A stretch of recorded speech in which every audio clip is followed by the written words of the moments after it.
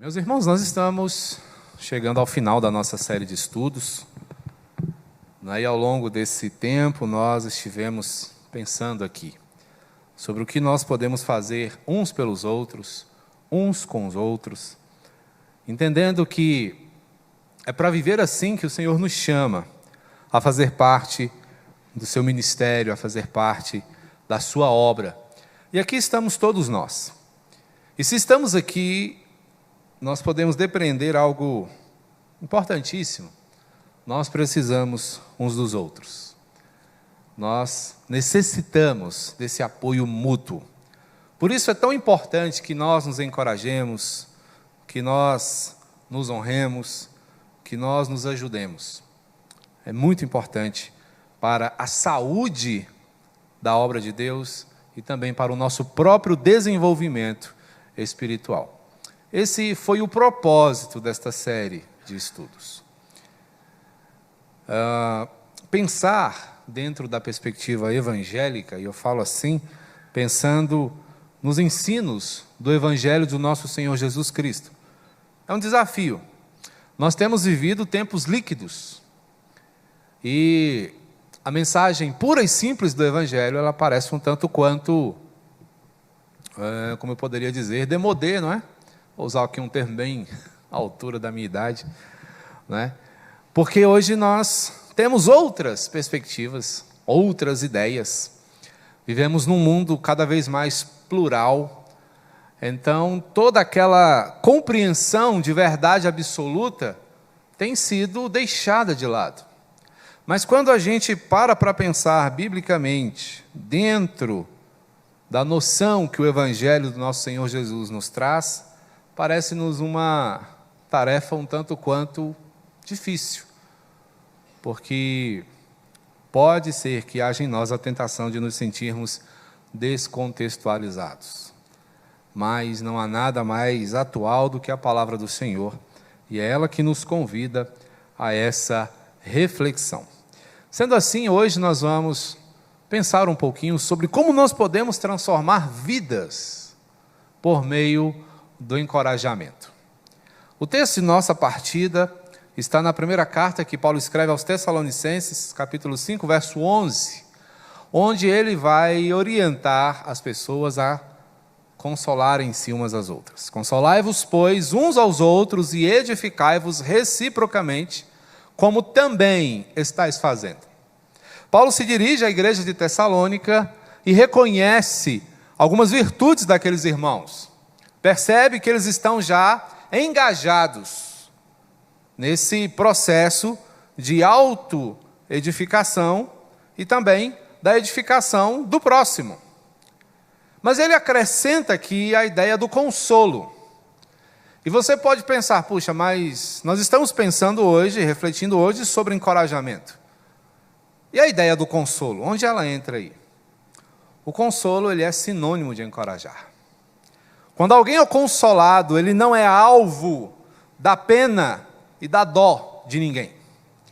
Quando alguém é consolado, esse alguém está sendo encorajado, estimulado a prosseguir. É o tipo de atitude que recebemos quando atravessamos as perdas, o luto. Cada abraço, cada palavra, cada presença tem como propósito nos encorajar a prosseguir, nos dar condições de continuar a nossa vida. E é dentro dessa perspectiva que Paulo escreve. Havia uma série de preocupações no coração e na mente dos cristãos do primeiro século. A perseguição era ferrenha. Os inimigos se amontoavam e a cada dia e à medida que o ensino de Jesus ia sendo difundido, eles aumentavam ainda mais. E para completar, Jesus constantemente lhes advertia acerca do seu martírio, acerca da sua morte, acerca da sua ida. E isso deixava os primeiros cristãos um tanto quanto apavorados. Mas Jesus sempre tinha para eles palavras de consolo. E nós vamos hoje aqui perceber de modo muito simples, e eu espero também que de modo muito objetivo, entender o que significa isso. Como é que se faz isso? Nós vemos a palavra do Senhor constantemente nos chamando a atenção para o encorajamento. Há um texto que eu gosto muito, Josué capítulo 1, verso 9. Quando o Senhor se dirige a Josué, no momento em que ele é responsabilizado, por dar continuidade à obra de Moisés. E o Senhor diz: sou eu quem estou te mandando. Sê forte e corajoso, não temas, nem te espantes, porque o Senhor, o teu Deus, é contigo por onde quer que andares. Percebam que o encorajamento é um tema recorrente na palavra de Deus. Na abertura do nosso culto, pensamos exatamente nisso, a partir de Moisés, fazendo uma paráfrase exatamente com esse texto aqui, onde o encorajamento é necessário para se prosseguir com os projetos que o Senhor coloca diante de nós. É bem verdade, meus irmãos, que nem sempre a fidelidade é recompensada. Quantas e quantas vezes nós deixamos de reconhecer a fidelidade, o afinco, a dedicação daqueles que estão engajados, tanto na obra do Senhor, quanto em qualquer outro projeto. Poderíamos pensar, por exemplo, se você tem encorajado o seu filho a ser um bom aluno. Ou será que muitas vezes nós somos mais hábeis ao desencorajamento quando excessivamente nos entregamos às cobranças? Você tem encorajado a sua esposa a continuar sendo uma esposa excelente? Você tem encorajado o seu pai, o seu amigo? Você tem encorajado as pessoas ao seu redor? Porque o encorajamento não é bajulação, não é elogio vazio, mas o encorajamento é o reconhecer as virtudes e a importância do trabalho que alguém realiza por você, ou por um projeto, como, por exemplo, é o caso da obra de Deus. É interessante. Me lembro da história de um professor que recebeu a ligação do seu diretor. E o seu diretor lhe faz essa ligação para dizer que, em determinada situação, a mãe de um aluno se dirigiu a ele, o diretor, para destacar a importância do trabalho daquele professor na vida do seu filho. E ele disse que ligou muito entusiasmado para falar a esse professor sobre isso. E ele estranhou o fato de que, enquanto ele contava essa história, o professor do outro lado ficou o tempo todo calado, silenciado. E ele então, depois de um tempo, perguntou: você ainda está aí? Ele disse: estou. Ouviu o que eu disse? Ele: ouvi. E agradeço muito. Em todos os meus anos de magistério, foi a primeira vez que eu ouvi algo assim. E eu confesso que eu já estava desanimado. Mas essa palavra me deu ânimo para continuar. Percebem, meus irmãos, a diferença de uma palavra de encorajamento? É isso que a palavra do Senhor faz por nós todos os dias da nossa vida. E cabe-nos aqui perguntar se estamos fazendo isso direito, ou se pelo menos nós estamos fazendo. Qual tem sido a nossa tônica? Somos mais voltados ao estímulo ou ao desestímulo? Será que somos prontos demais para criticar, ou temos a sensibilidade para perceber que aquilo que está sendo feito é bom e é necessário? Será que em nosso entendimento nós reconhecemos o valor disso, ou achamos que é algo mais voltado para iniciantes? Às vezes, por nos reconhecermos superiores ou experimentados em alguma área, a gente acaba por desvalorizar o que está sendo feito à nossa volta. Mas é importante reconhecer habilidades de líderes, das pessoas, e a importância dos projetos que estão ao nosso redor. Se não estamos fazendo, o que é que nos impede? Existem alguns problemas envolvidos aqui, porque muitas vezes nós abrimos mão do encorajamento por causa dos ciúmes. Fulano vai se achar se eu ficar elogiando. Ou talvez até a inveja. Não é fácil, muitas vezes a gente tem dificuldade de reconhecer que aquilo que o outro fez é muito bom. Em outros casos, a nossa própria vaidade não permite, porque é possível que muitas vezes nós queiramos sempre estar em evidência mais do que os outros. Mas é importante que nós saibamos mostrar. Por quê? No céu, encorajamento é coisa séria. Constantemente nós, ao observarmos a Escritura, vamos perceber que o Senhor está constantemente encorajando as pessoas. Ele mesmo envia um ajudador para dizer exatamente isso. Eu quero que vocês se animem. Cristo aqui, falando pela pena de João, o apóstolo, no capítulo 15, verso 26 do seu evangelho, diz: quando, porém, vier o Consolador, que eu vos enviarei da parte do Pai, o Espírito da verdade, que dele procede, esse dará testemunho de mim. Jesus está aqui prometendo, diante da iminência da sua assunção, a chegada de um Consolador, que nós poderíamos também chamar, sem nenhum prejuízo, de encorajador.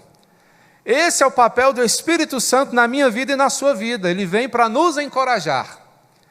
Ele vem para dar aquela força que nos falta muitas vezes. Quando da oração, da leitura bíblica, da comunhão. Quando desprovidos, esvaziados do Espírito, essas coisas se tornam para nós muito difíceis. Por isso é necessário que nós tenhamos um encorajador. Alguém para nos dar aquele empurrãozinho necessário, a fim de que nós saiamos do lugar. E ali, João vai nos mostrar várias facetas desse encorajador, desse consolador. Porque estando perto de nós, ele é um conselheiro. É aquele que vai nos falar a respeito da vontade do Senhor, que vai nos ensinar de forma adequada, profunda, aplicando assim as verdades que nós recebemos da parte de Deus de maneira eficaz em nosso coração. Evangelho de João, capítulo 14, verso 16, vai nos dizer aí: eu rogarei ao Pai e Ele vos dará outro Consolador. Interessante que Cristo foi o primeiro Consolador, aqui nessa perspectiva. Ele vem exatamente para nos ajudar. E quando Ele vai, Ele manda outro, a fim de que esteja sempre com vocês. No verso 15, ele ainda vai dizer, no 17, perdão, o Espírito da verdade que o mundo não pode receber, porque não o vê, nem o conhece, e vós o conheceis, porque ele habita convosco e estará em vós. Como diz a canção, para sempre. Ele é um companheiro. Há uma outra passagem que define o Espírito Santo como um aio. O que é um aio? É um pedagogo. É a espécie de um professor particular que anda constantemente ao lado do seu aluno, instruindo, orientando, fortalecendo a sua caminhada, formando o seu intelecto. O Espírito Santo é esse pedagogo que vai conosco, que vai nos orientando, que vai corrigindo a nossa rota. Ele é chamado também de capacitador, porque ele nos dá a condição que nos falta muitas vezes. Aqui Lucas vai nos mostrar essa realidade do Espírito Santo, porque ele vem exatamente para nos dar aquilo que nos falta, fortalecendo-nos assim as nossas faculdades. Olha só, 24, 29, 24, 49. Eis que envio sobre vós a promessa de meu Pai, permanecerei, pois, na cidade, até que do alto sejais revestidos de poder. Jesus está aqui falando da chegada do Espírito Santo, que foi o Pentecostes. E naquele momento o povo do Senhor foi capacitado. Recebeu o poder para continuar o projeto que Jesus havia iniciado. Então percebam que o encorajamento é uma coisa que Deus leva muito a sério. E nós devemos levar também. E a base do encorajamento, qual será? Não há encorajamento eficaz fora da palavra de Deus. Por isso, mais uma vez, a gente precisa entender que encorajar não é só chegar e dizer, vai lá. Isso não é encorajamento. Falta o embasamento. Com base em que eu vou? Qual é o parâmetro? Qual é a orientação? Qual é a coordenada? Qual é a diretiva? Eu preciso ter. E quem nos dá é a palavra do Senhor. Ainda na primeira carta aos Tessalonicenses, Paulo vai nos dizer, outra razão ainda temos nós, para incessantemente dar graças a Deus. É que, tendo vós recebido a palavra que de nós ouvistes, que é de Deus, acolhestes não como palavra de homens, e sim, como em verdade é a palavra de Deus, a qual, com efeito, está operando em vós os que credes. Paulo está justamente aqui mostrando aos irmãos de Tessalônica que os conselhos, que tudo que ele tem ensinado, não é algo fruto da sua imaginação. Não são invencionices, não são ideias humanas, mas são perspectivas eternas, que vêm ao coração do povo para aprimorar, orientar, capacitar ministerialmente e referendar o aconselhamento. Como é que eu aconselho alguém que precisa? Com base na palavra. Como é que eu desenvolvo o meu ministério? Orientado pela palavra. Como é que eu oriento as pessoas ao meu redor? Pelo que me diz a palavra. E como é que eu alcanço o meu próprio aprimoramento? Observando a palavra.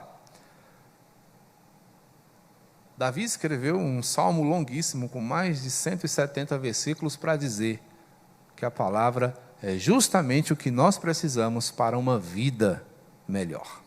E quando eu falo de uma vida melhor, não estou falando de uma vida abastada, mas estou pensando aqui numa vida que seja agradável a Deus, que seja vivida do jeito de Deus, que seja vivida para a glória de Deus. Então a base do encorajamento é a palavra de Deus. Ninguém pode ser encorajado eficazmente com base nas ideias humanas. É preciso que o Senhor seja sempre a fonte para o verdadeiro encorajamento. E a igreja, nesse caso, se torna o campo do encorajamento.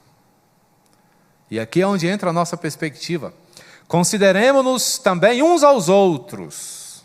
Ou seja, o que é considerar? Perceba o seu irmão. Saiba que ele está aí. E que você tem uma responsabilidade para com ele. E o bom disso é que ele também tem para contigo. Tá? Consideremos-nos também uns aos outros para nos estimularmos ao amor e às boas obras.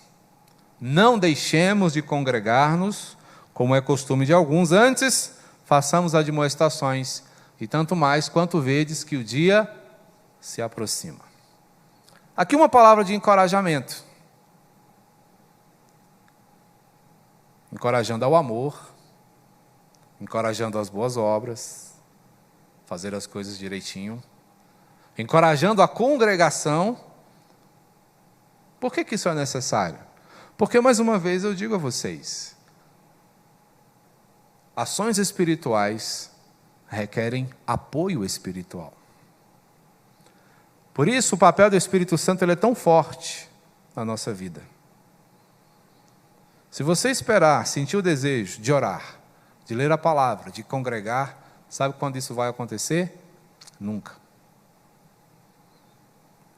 Nossa natureza, ela é avessa a tudo isso.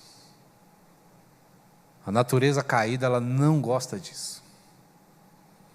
Por isso nós precisamos nos encher da nossa nova natureza, que é de Cristo, para que nós encontremos prazer naquilo que nos sintoniza com Ele. Então, para crescer na fé, eu preciso do auxílio do Senhor. Eu preciso do seu Espírito a me conduzir dia após dia. Aqui em Hebreus, no capítulo 10, ao redor desses versos que fundamentam essa nossa afirmação, nós temos alguns textos que vão nos ajudar. Aproximemo-nos com sincero coração, em plena certeza de fé, tendo o coração purificado de má consciência e lavado o corpo com água pura. Então, para que eu cresça na fé, eu preciso ser purificado, preciso ser orientado, preciso ser reconduzido. Para que a minha esperança não feneça, eu preciso do que me diz o verso 23, guardemos firme a confissão da esperança, sem vacilar, pois quem fez a promessa é fiel. A minha esperança aumenta à medida que eu me lembro e entendo que o que Jesus me disse é verdade, que as suas promessas não falham. Afirmamos que Deus é fiel, mas isso não pode ser lembrado apenas quando você consegue adquirir um bem tão sonhado, porque a fidelidade do Senhor é dia após dia, ela é verificada a cada nascer do sol, quando as suas misericórdias são renovadas sobre a sua vida, quando você abre os olhos e percebe, o Senhor me deu mais uma oportunidade, a fidelidade do Senhor está sendo mais uma vez afirmada ali. Porque se a gente for observar bem, a conquista dos nossos bens materiais são extremamente penosas, né? Por quê? A gente põe a mão no bem, mas há um caminho longo a percorrer. Então, a bênção ainda não está completa. Você ainda está pagando, você ainda está realizando. E se você tem condições para cumprir, é uma bênção, com certeza. Mas resumir a fidelidade do Senhor a isso, meus irmãos, é muito pouco. Porque a fidelidade do Senhor se mostra presente nas nossas vidas no dia a dia, nas pequenas e profundas coisas que nós muitas vezes deixamos de observar.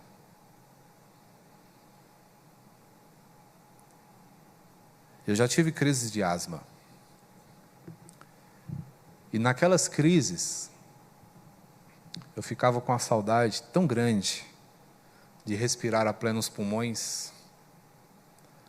E eu me dei conta que, quando eu estava bem, tal como eu estou hoje, eu não parava para pensar, puxa, como é bom respirar tranquilamente.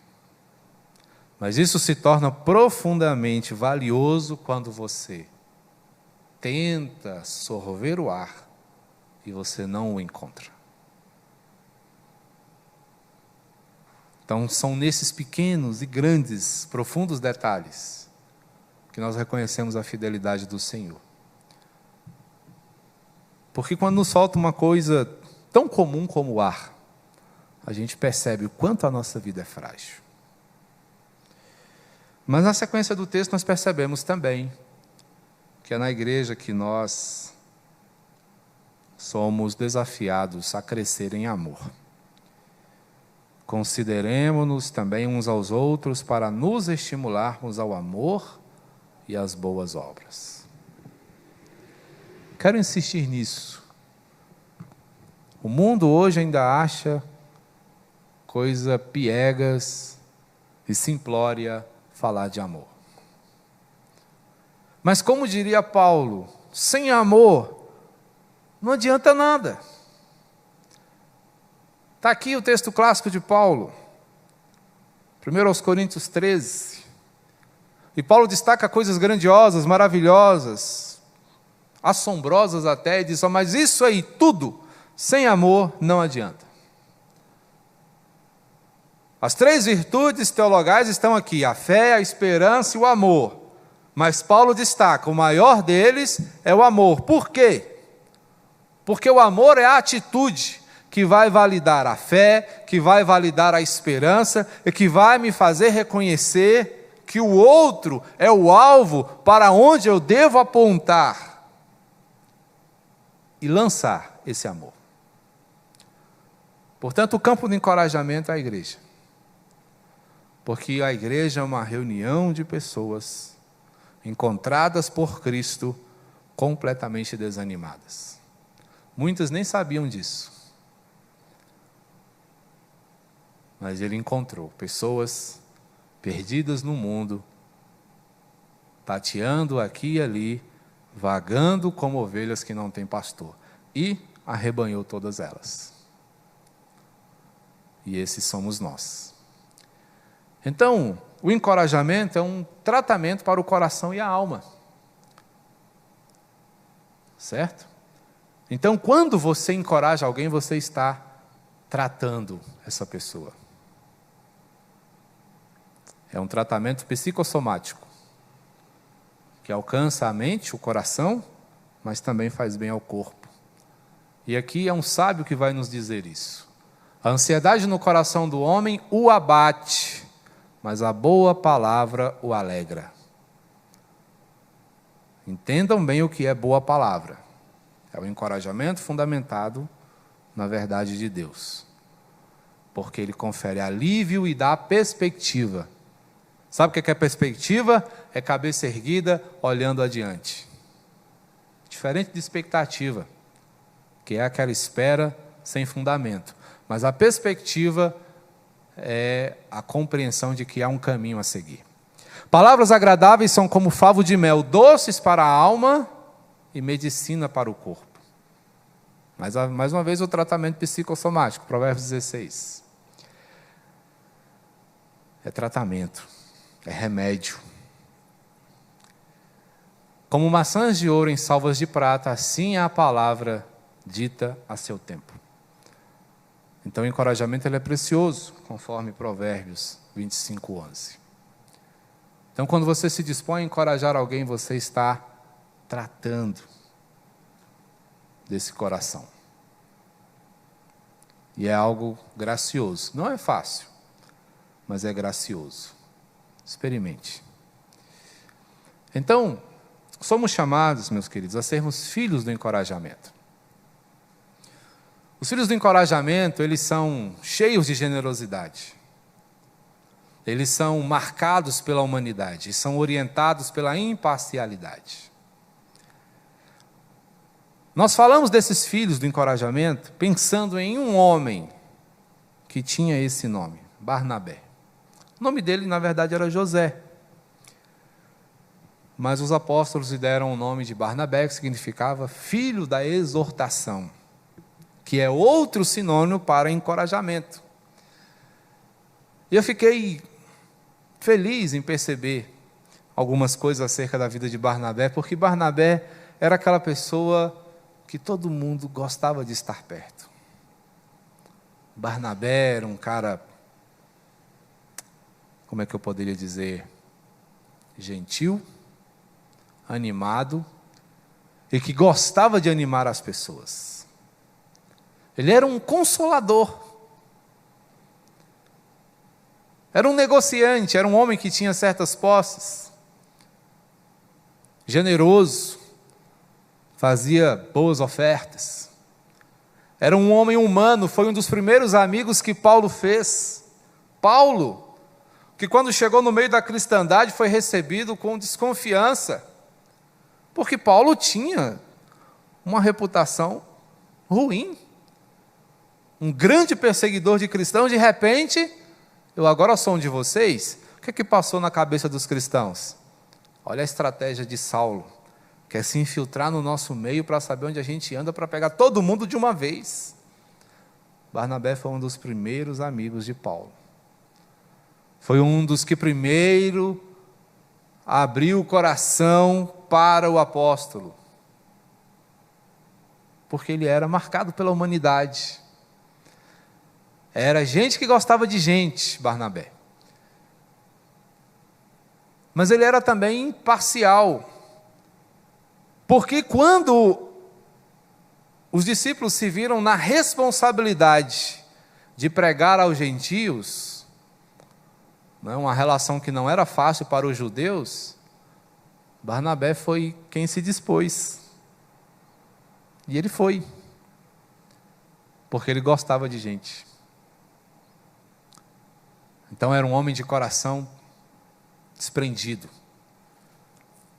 Atos 11, 22 nos fala um pouquinho dele.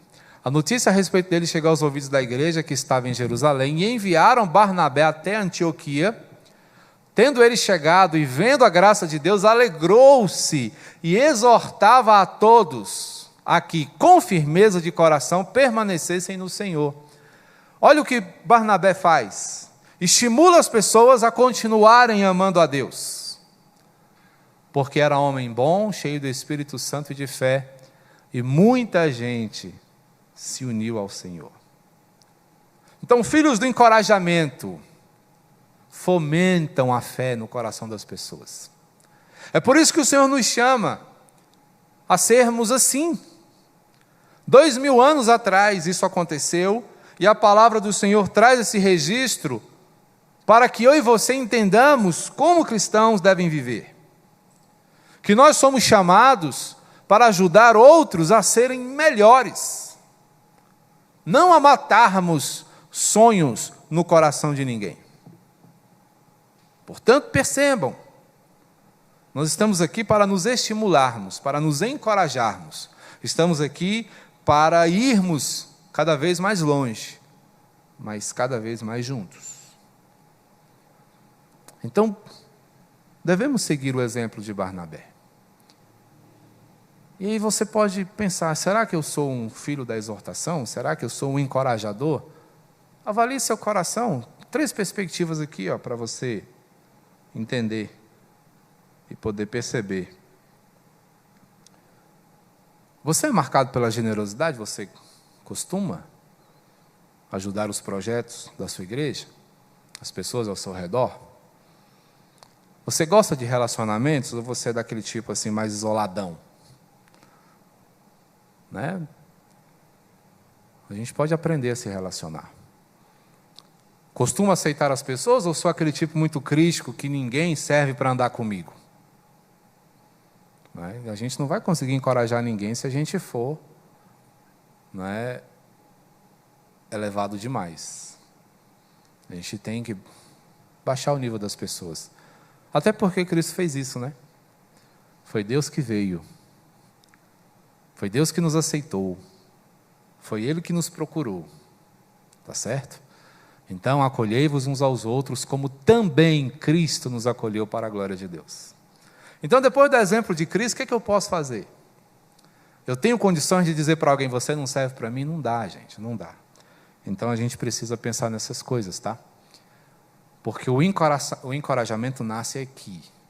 Habite ricamente em vós a palavra de Cristo. Instruí-vos e aconselhai-vos mutuamente, em toda sabedoria, louvando a Deus com salmos e hinos e cânticos espirituais, com gratidão em vosso coração, e tudo o que fizerdes, seja em palavra, seja em ação, fazei-o em nome do Senhor Jesus, dando por ele graças a Deus Pai.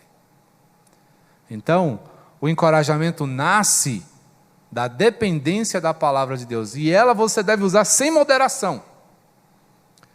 Nasce da confiança na ação do Espírito Santo, ele é seu encorajador pessoal. Então você tem alguém que anda ao seu lado, para te alertar, para te mostrar, para te encorajar, para te fortalecer, para te fazer conectado com o Senhor, justamente para que você seja isso na vida de alguém também.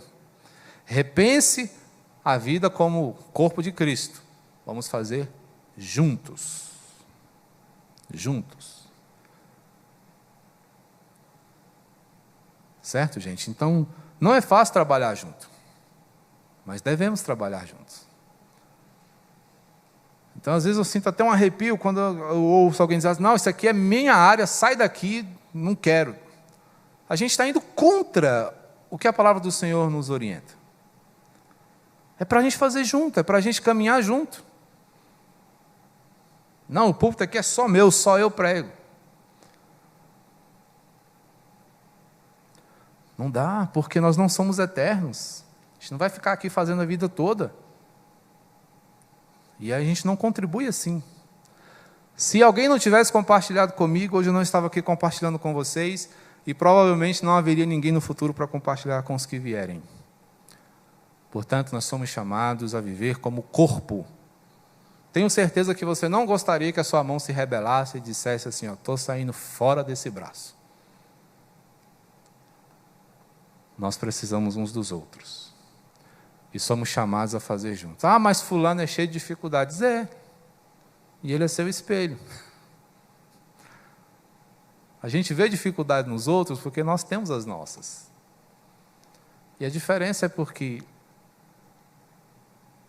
às vezes, o que acontece é que a dificuldade do outro não é a minha, mas a minha também não é a dele. Ou, às vezes, é idêntica, e a gente só de ver se arrepia. Mas é um tratamento para nós. Então, ao nos encorajarmos, nós nos damos conta de que todos precisam de encorajamento. Todo mundo tem um momento de se sentir enfraquecido. Se você nunca sentiu, vai chegar a sua hora. Isso não é um agouro, tá? É a vida. Portanto, sempre nos cabe uma oração. Senhor, obrigado por ser o primeiro a nos encorajar. Estás sempre conosco e quando nos sentimos fracos, toma-nos pelas mãos e nos conduz pelo bom caminho. Que sejamos assim como o Senhor, que tomados por ternos afetos de misericórdia, sigamos juntos, fortalecendo-nos mutuamente para a glória do nome de Jesus. Amém?